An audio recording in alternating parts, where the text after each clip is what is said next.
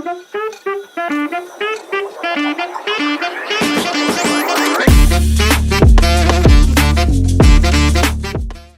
everybody. Thank you so much for watching the Marine Plant-Based University. Today, I have another wonderful guest. So thank you so much for joining, Kathryn. So could you please introduce a little bit about yourself? Yeah, my name is Kathryn Larsen. I'm an architect in Denmark, and I'm known as the Seaweed Girl or Tangpien in Danish locally Oh, because of my interest working with marine bio-based materials and architecture. beautiful. So how long have it's your company, right? Yeah, to an extent. Congratulations. Congratulations. When did you start your company? So I think I first kind of had the idea for my company in 2019. I had just been invited to Dutch Design Week for my thesis project, which focused on seagrass construction and trying to come up with a way that you could prefabricate it for the building industry. And that was kind of the first moment where I felt like, okay, maybe my ideas are good enough that I should have my own business. But I think for a variety of reasons, it took me another 4 years to really get started. So I had to move to the Netherlands to do my master's degree. I actually started the first iteration of my company there as a little design and art studio in the Netherlands. And then I moved back to Denmark. And then in this summer, I actually created a limited liability company for the first time and also a holding company. Congratulations. Wow, good for you. Congratulations. Yeah. So, I have a lot of question about this because, which is so unique that like I met so many, marine plant-based startups or the founder or the researcher. Mostly they use seaweed for the ingredients or the food use or the product use.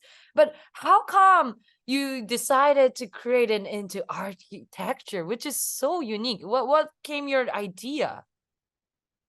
Actually, what my idea came from actually wasn't unique. I found that historically, bunches of cultures were using seaweed and also seagrass as a building material.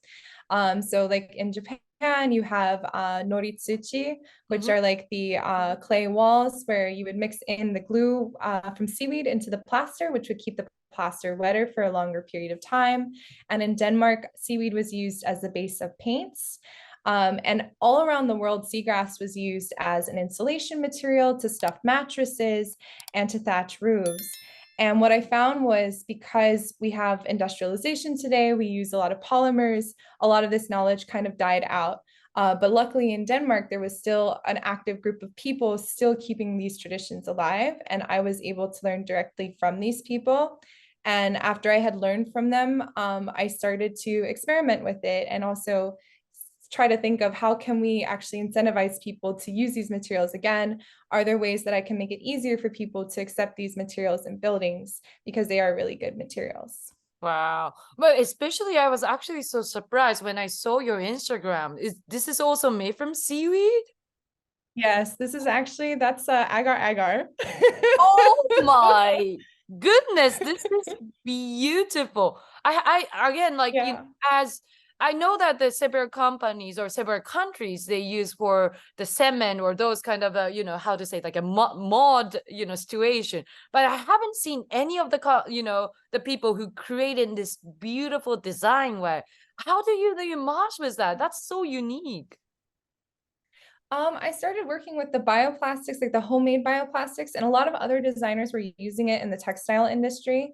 So they were making like high fashion out of it. And the idea that it can biodegrade, you can put it in the soil and it will break down and it will compost because it is agar agar, so Oh it yeah, does for break down. sure. Um, and I was looking at it as an architect and I was holding it up to the light and I was just amazed with the transparency of it. So I started creating these lamps out of it and these like structures out of it. And I was also in the Netherlands where there was a bunch of stained glass on the facade. So I actually started studying like the stained glass. And of course, these days in the Netherlands and in Denmark, people are really concerned about the carbon footprint of things. So to make stained glass, it's very energy intensive. For sure. So I started making these art installations with the bioplastic, and people are so shocked because they assume that it's metal and it's glass, but actually it's wood and it's agar agar. seaweed. Amazing. And You then are I also, genius. yeah, and I also developed my own paint out of the glue from seaweed and combined it with microalgae pigments. And I started to also paint the wood with these bases that I was making. And again, I was inspired by like the Danish traditions of using these glue paints, but instead of using pigments that were synthetic or extracted from the earth, I was using microalgae. Wow. So you always like invent from the scratch then. Yeah, I because I was painting for such a long time, I kept a sketchbook for the last 10 years, just sketching and painting. At a certain point, I just thought, well, maybe I should start to experiment and create my own paints from scratch. Maybe I have control over the consistency or, so I started to do that. Wow. I think there was a lot of headache in the past 4 years. What was your most difficult thing in this 4 years? I think the most difficult thing was that I had a lot of resistance against me. Uh, I went to construction education in Denmark because I ran out of money for architecture school in the US. And then because I had studied at an Erhvervs Academy, which is considered like a college, not like a university. When I managed to get into my master's degree program, I actually got an email from the school telling me that I actually technically didn't qualify and that I should not attend because it might be too difficult for me, but that they couldn't rescind my admissions because it was technically their bad. So I think to have all of that pressure put on me and to think like I don't belong here, I had to work very, very hard to make myself feel like, okay, like I belong here. I'm supposed to be an architect. I'm supposed to do these things, these strange things with seaweed and experiment with it and develop in this way because nobody else is doing it and it's unique to me. So I think it took me a long time to feel, yeah, like I was, yeah, good enough in the architecture industry. And then I think after going through that process, also having to work 2 jobs to pay for school and everything, I just wanted to create a company where anyone can come in and thrive, where they have, the toolkit and the support that they need to be able to be successful in the industry. So now I have a bunch of young people on my staff and we're all different backgrounds, all working for this architecture company that also works with these natural materials and biodesign and biotechnology. And we all come from such different perspectives, but then working together, we can create these really beautiful projects. I love it. I love that story. Honestly, our company has a similar situation that we really care about not just the environment, but also the equality. So I'm so on the same page. I'm so glad we met on like online. I would love to meet you soon in the future and face to face. Yeah. I can imagine that we're gonna talk about 2 hours or 3 hours straight. We probably cannot like stop talking. I really wanted to like meet you in the future, but the thing is so unique. So you have a lot of, the architect background, and what's your next dream? What do you want to achieve through your activity? Um, I've always wanted to see a lot of my ideas, like these smaller material experiments in a larger scale, like in a building or in a home. I'm starting to experiment now with trying to get it into actual physical buildings instead of just these smaller installations. No. And it's been very, very Oh. difficult because it's always very difficult when you are an architect to try and find clients that are interested in it. I think I've been pitching my services like to other companies, like, hey, would you like a stand? But it's actually sustainable and from seaweed.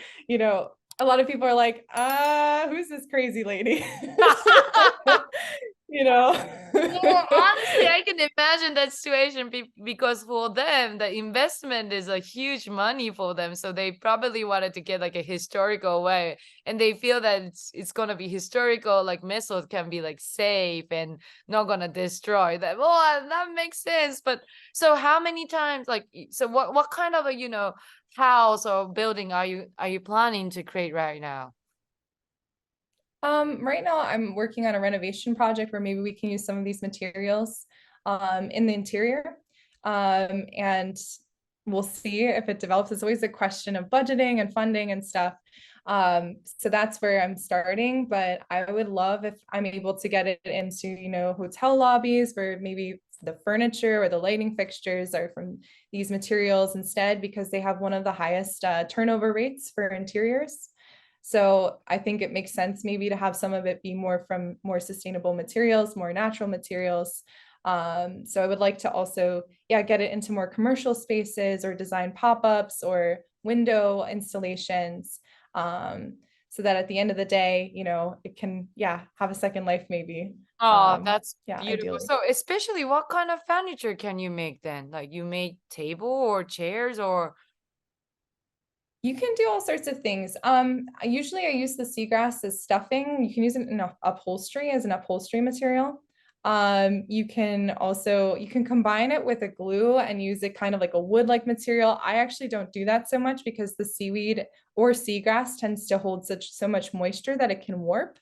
It can actually be stronger and warp the glue binder with it. So it can be really challenging to actually use it as a wood material. Yeah, there's all sorts of things you can do. You can also even extract, I think, the nanocellulose from seaweed and turn it into a textile. Yeah, through like a lyocell process. wow. I think that's possible as well. So there's all kinds of things that you can do. It's very interesting. And of Big. course, as a designer, I just want to experiment with that. I didn't know that. Like, because I met again a lot of like seaweed or marine plant-based company in the past, but you're all so unique, and I love how you always put it into another box. How can always, get the new idea? I actually take a lot of inspiration again from sketching and from traveling and going different places. And then also from talking to really old craftspeople. So like grandpa and grandma seaweed.